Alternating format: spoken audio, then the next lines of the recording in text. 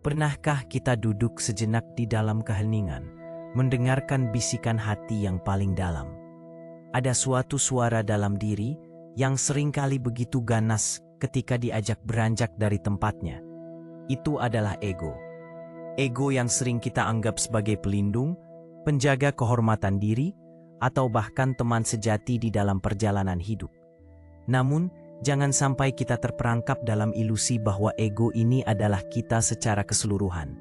Justru ego bisa menjadi beban yang tak kasat mata. Sebuah raja yang keekeh dengan tahtanya dan tidak suka diperintah. Ego tidak suka diperintah karena ia lahir dari ketakutan dan kebutuhan untuk menjaga citra diri. Ia takut kehilangan kontrol, takut ditinggalkan, takut dianggap lemah. Ia mengisi ruang batin dengan 1000 alasan mengapa dirinya harus selalu menang, harus selalu benar, dan harus dipuja. Namun betapa jerihnya perlawanan yang ia tunjukkan itu bukan tanda kekuatan sejati, melainkan cermin dari kebingungan dan kepedihan yang tersembunyi dalam diri.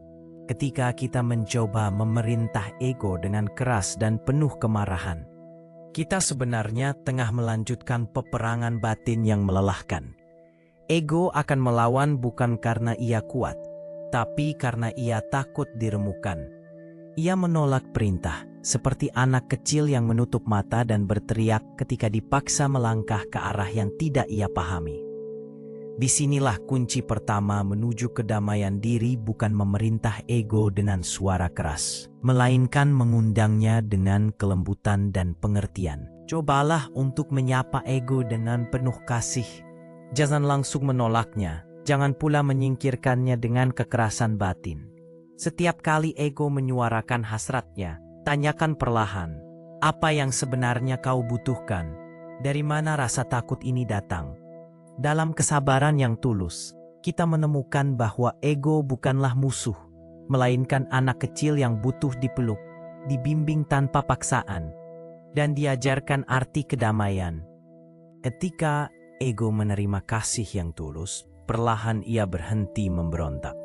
Ia mulai melepaskan genggaman yang erat terhadap ilusi kontrol, dan memberi ruang bagi jiwa untuk bernapas bebas.